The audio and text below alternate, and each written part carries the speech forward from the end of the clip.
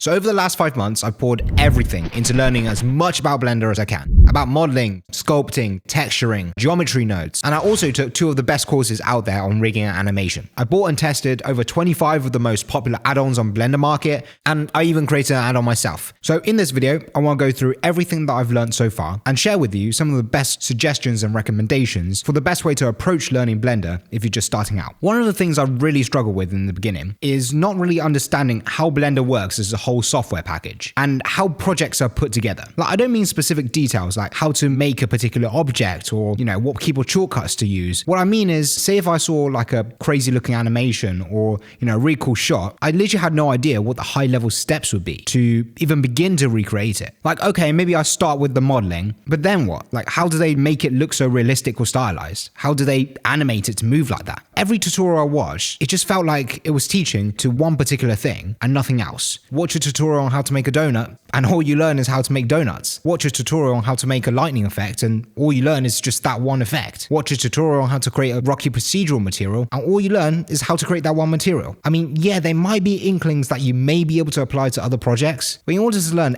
anything this way, you're gonna have to watch and copy along to a fuck ton of tutorials. And to be honest, I wasn't interested in any particular project itself. I just wanted the raw skill of being able to create using Blender without having to do hundreds of practice rounds. Now, for most skills, that might be, a tall order. This way of thinking might be crazy because, practice makes perfect, right? But after spending 5 months learning Blender, I think there is an exception to be made with learning 3D software or software of any kind, where the skill of the creative work is different from the skill of using the software itself. Try to think of it as Blender as being a pencil or a brush, okay? Just because you know how to use a pencil or use a brush doesn't automatically grant you the skill of being able to draw. You still gotta learn how to draw. You still gotta learn anatomy, perspective. You still have to learn about shading and, lighting and different things like that. That doesn't come from learning the pencil. That's like extra work on top. I just wanted to learn how to use the pencil. And if that alone takes like hundreds of tutorials, I don't have time for the rest. So then how do you learn Blender without having to follow along with tons and tons of random projects by other people? Well, I can only speak from my own experience, but the key turning point for me was when I discovered this thing called the 3D production pipeline, or traditionally called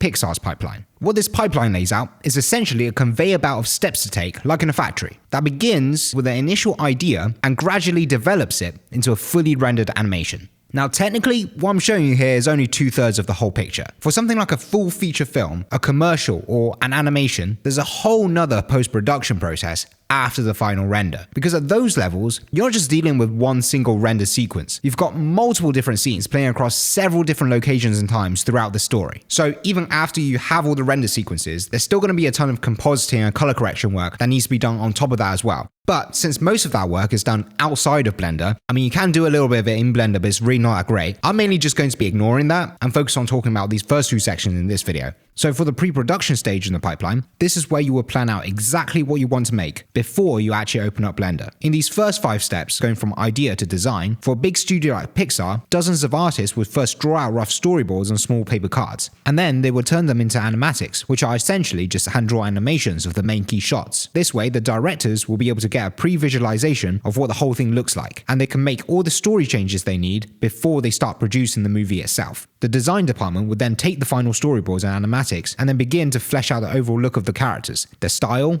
facial expressions, hair, makeup, etc. Now you might be wondering, well, why so many steps? Well, the reason is because these big studios often consist of thousands of people working on one single movie. So they absolutely need everyone in every department to be on the same page about exactly what they're collectively making. But for us indie artists working on small projects, the total headcount is exactly 1. So we're not going to need all these extra steps. Since we already have an idea of what we want to make, all we really need is just a few reference images and maybe a few clips here and there. Once we gather that, we're ready for the production stage. And here is where the whole shot comes together. In the layout step, we first block out the scene and the camera movement. We're not modeling any of the buildings or characters just yet, but instead we're using simple primitives like cubes and spheres to get the overall size and shape of the space down. If you choose to skip this step, then when you come to model everything, you have no idea how big things need to be or where they fit in the scene relative to one another. So that's why this is really crucial. At this point, you'll also want to lock the camera animation as well, since that'll dictate the movement of everything else in the shot. You can either do it by keyframing the camera positions and rotation animations manually, or you can constrain the cameras to a curve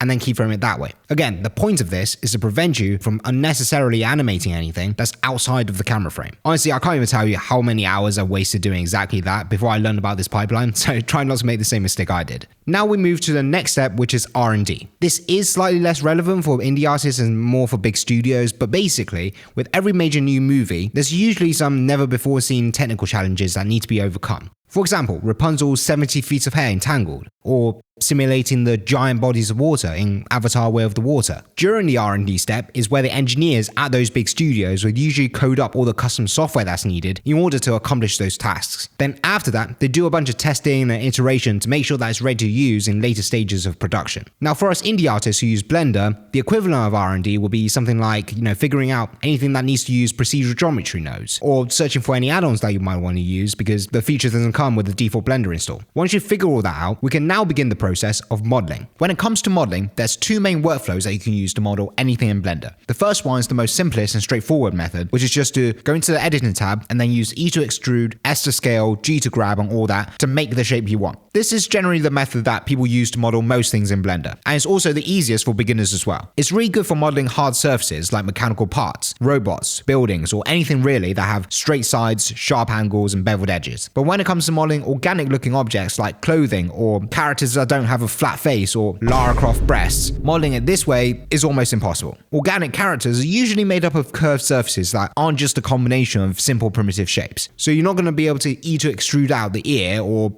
the thorax. And trust me, I tried. It was an absolute pain to model out the ear. So for most 3D characters, you use the second workflow, which is the sculpting workflow. This is where you will first start off with a simple shape like a sphere. Head over to the sculpting tab, press Ctrl R to remesh it, press F to change the brush size, and then just start sculpting out the shape you want.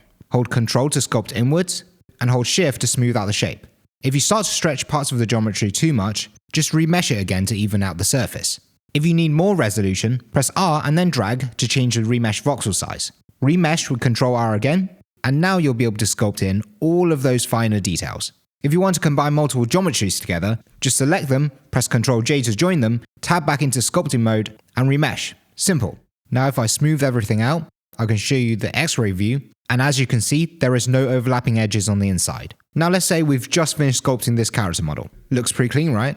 Well, if I turn on wireframe, suddenly it all turns to black. Why? Well, it's not actually black, it's just because the mesh is so dense that when you look at it from far away, the edges just blur together in the viewport. In fact, if we go to a layout workspace, over here you can see that the mesh is made up of over 15 million polygons. Like if I try to go into edit mode, it literally just takes forever. So if we were to try to UV unwrap it right now for something like texturing, it'd be completely impossible. So what we're going to have to do is simplify down the mesh dramatically. And we do that through a process called retopology. Now luckily for this character mesh, I already have a retopologized version of it. As you can see, it's made up of these quadrilateral faces that have clean edge flow all the way throughout the mesh. And now if we take a look at the polygon count, it's been reduced down to 25,000 from our previous 15 million. And if you want it to look as smooth as a sculpted mesh, all you've got to do is shade it smooth. But how do we create the retopologized mesh in the first place? Well, the simplest is just to model each face manually with a shrink wrap modifier applied so every face automatically sticks to the sculpted mesh. But if you want to be more efficient with it, a really neat add-on I recommend that I use myself is Retopiflow 4. This add-on basically gives you a suite of dedicated tools that makes it super fast and easy to retopologize anything. For example, the Polypen tool helps you fill in large areas with just 2 strokes, and the Tweak and Relax brushes help you smooth out the surface and make adjustments to large parts of the geometry really quickly. Now, if you're feeling lazy, there are also automatic retopology add-ons out there, but I would generally avoid those for geometries that need to be animated because they don't always give you the most optimized edge flow for deformation. The only times I'd use automatic retopology would be, say, if I was working with something that won't be animated, like soft furniture or a food item, like a piece of fruit, and all you want is just to quickly retopologize it in order to texture it. As for photoscanned objects or anything you download from Sketchfab that has super dense topology, like this rock over here that has 200,000 triangles, and all you want to do is just reduce the polygon count so it doesn't blow up your computer. Well, here's what you do. First, I'll duplicate it and move it to the side. Then you add a decimate modifier, switch it to planar mode,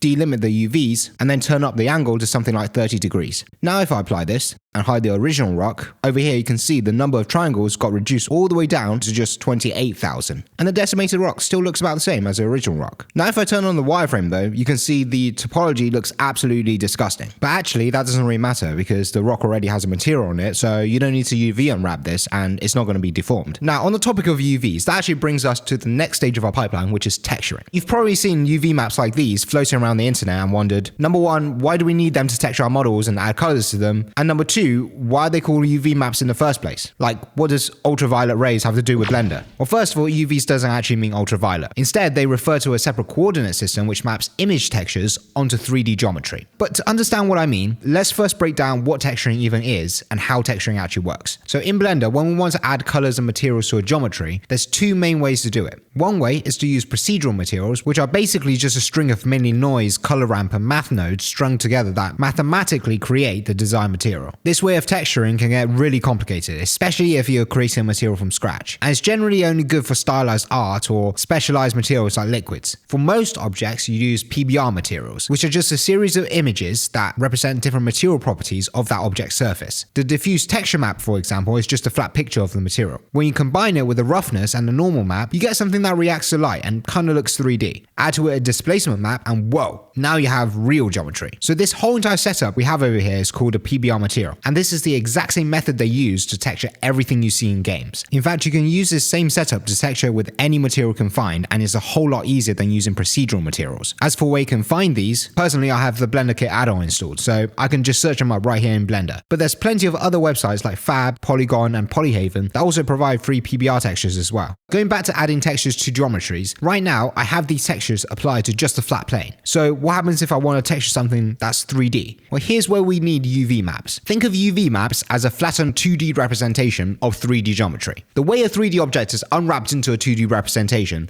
is kind of like skinning an animal. You make a cut,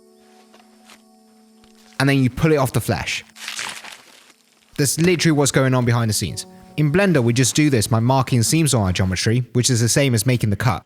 And then when we press U and unwrap the object, that's when Blender rips off the skin, metaphorically. But just like a real skin, once it's been ripped off, you can stretch it around however you like and it's not going to affect the original flesh. Likewise, you can stretch a UV map around, rotate it, scale it, do whatever, and the original 3D mesh is still going to remain the same shape. So how is this helpful for applying image textures and materials? Well, if I go into the shading tab and I create a simple material that all it has is just a red dot as an image texture, and back in the UV editing workspace, you can see that the texture itself is underneath the UV map. So what if I want to move the red dot? Well, I can do that very easily by changing the location, rotation, and scale of the UV map itself. By doing this, we can put any material anywhere on any surface. Okay, so we've modeled and we've textured. Now what? Well, if all that you wanted to do was simply create cool looking characters or props or buildings, then mastering those two aspects of Blender alone would be pretty much all you need to create nice looking assets. But for game ready characters and full length animated sequences, you're going to also want to learn about the next two steps, which are rigging and animation. I'm going to talk about these two together because the former depends a lot on the latter. In fact, before you even start to create a rig for your character or model, you need to first figure out what parts of that mesh do you actually want to deform and animate first. If you're only going to be moving the limbs and not the face, then obviously you're not going to need a face rig. It's just extra work. If you need to move the arms and legs, but your character isn't going to be holding anything in their hands, then you might not need to rig the fingers. And even simpler still, if the character or model you're rigging is like a robot or a machine that have, rigid parts and fixed hinges, then you can completely forego the dreaded weight painting and directly parent each separate piece of mesh to the individual bones. So with rigs, there's different levels of complexity, and with each level, it increases the time it takes to create that rig and bind it to the model. So even though a more complex rig might allow for, more flexibility in deforming the mesh when you're going to animate, you should still always try to keep it as simple as possible, or as simple as you can get away with. Or else you're just going to end up spending a bunch of time trying to make a rig that you'll never fully utilize. Now, when it comes to the technical aspects of rigging, that can get pretty complicated to learn. Personally, I recommend the course by Perry Picot called Art of Effective Rigging. It goes super in-depth into basically all of the aspects of rigging, and it's super comprehensive. It breaks down all of the technical details, and it also teaches many of the best practices when it comes to rigging as well. Now, you may also have heard about add-ons like Rigify, Auto Rig Pro, and how they're able to, automatically create rigs for you. So here's my take after using them myself. Those add-ons are great if you already know what you're doing, and you already have a basic understanding of the fundamentals of rigging. If you don't, that's where I begin. Because without learning the basics, like how IK and FK works, how bone constraints work, how to weight paint, why you need separate bone layers, if you don't have a good understanding of all of that, then you're not going to be able to customize those rigs to suit your needs. So that's for rigging. Now, what about animation? Well, similar to rigging, there's also different levels to this, or I should say layers. When you first begin to animate, it's all about adding keyframes to objects and getting comfortable with timing and spacing. You might start by animating just the rotation, location, and scale, before also realizing you can animate other stuff too, like camera zoom, shaders, geometry nodes, and almost anything you can see in the viewport. But very quickly you'll start to realize that straight keyframing actually becomes really tedious to make edits to. Like say, if you make an animation where the character runs for a bit and then begins walking, well, it's going to be quite difficult to change the exact point where the character shifts from running to walking once you've keyframed everything in place. So is there a way to separate it where you can animate both the run cycle and the walk cycle separately and then somehow combine them together at the end? Enter the NLA editor. I only came to learn about this recently actually, but the basic gist of it is the NLA editor allows you to stack multiple layers of actions on top of one another, allowing you to transition from one to the next without having to change any of the keyframes. And you can do things like separating the movement of the hands from the movement of the legs. In fact, this is the way that most professional animations are done. Every shot is broken down first into their individual parts and then worked on separately before being pieced back together at the end. Now for animation, surprisingly, learning the NLA editor is about as far as the technical stuff goes. There is also the graph editor and stuff to do with that, but that's like minor stuff. The major part is actually about mastering the fundamental principles of animation. Things like squash and stretch, anticipation, follow through and overlapping action, exaggeration, and so on. Alan Becker famously explained the 12 principles in this video, but if you want to learn about it in more depth with more nuanced examples, there's a really popular book called The Animator Survival Kit that almost every animator has read. If you can't be bothered to read, which I get it, there's this DVD series as well on the Internet Archive that I'll link in the description below. Basically, it's him teaching this lecture about all of the different animation principles he goes through in his book, and he literally draws it out on a whiteboard and everything, and genuinely is probably the best resource for animation I've ever come across. So go watch that, and trust me, you'll be blown away. Now finally, for VFX and lighting, I like to group these two together and categorize them under one final step before rendering. When it comes to VFX, this is something that I've only just been recently getting into myself, so I can't really talk too much about that. But what it is just anything that involves explosions, fluid simulations, smoke simulation, fire, sparks, anything that really can't be created by, moving rig geometries around. As for lighting, this is one area I do know a little bit more about. So I say, for most beginners, myself included in the beginning, I simply didn't understand how significant good lighting was to a scene. So let me show you. This is bad lighting. This is good lighting. This is bad lighting. And this is good lighting.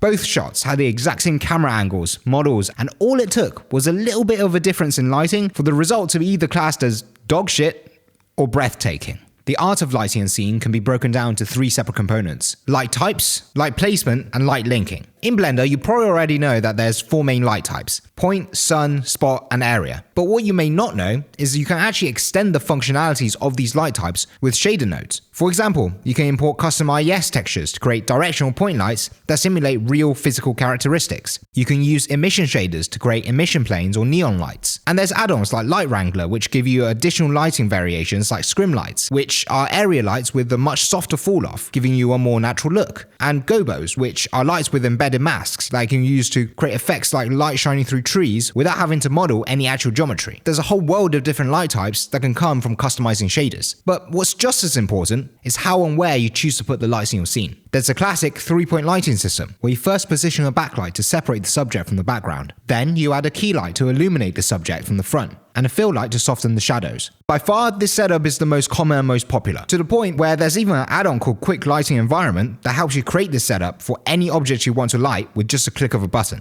But whilst the setup is popular, it's not a silver bullet for all lighting situations. For daytime scenes, you're going to need HDRIs. For urban nighttime scenes, you're going to need bloom lighting. And for underwater scenes, you're going to need caustics and volumetrics. Sometimes you might even need a particular light to shine on one object specifically and not have it leak onto other surrounding objects. And in those cases, you'd use light linking to link specific light sources to specific objects. So when it comes to lighting, the best way is to really study film scenes you're interested in and try to recreate the same lighting setup in Blender. If you find that you can't really replicate it to the standard that you're aiming for, well, that's a good sign that you're probably missing a technique. So anyways, That's a whole entire pipeline laid out. But how does this help you learn Blender without having to do tons and tons of tutorial projects? Well, the thing about this pipeline is that it doesn't tell you what to make, but rather it gives you a roadmap to follow for any project you do make. In fact, no matter what you use Blender for, whether it's creating game assets, designing 3D prints, interior visualizations, architectural mockups, it's all the exact same pipeline, just sometimes with slightly less steps. What project you decide on making is now completely your choice. Just think of something you want to create and then go make it. If you don't know what to do, look at the pipeline, find out which step you're on, and then just go learn about that exact thing you're struggling with. Now, of course, this video isn't long enough to cover every single sub workflow for every single step in the pipeline, but hopefully I gave you a good starting point by showing you some of the potential directions you can now go look deeper into. So anyways, hopefully this was helpful, and if you liked it, hey, no pressure, but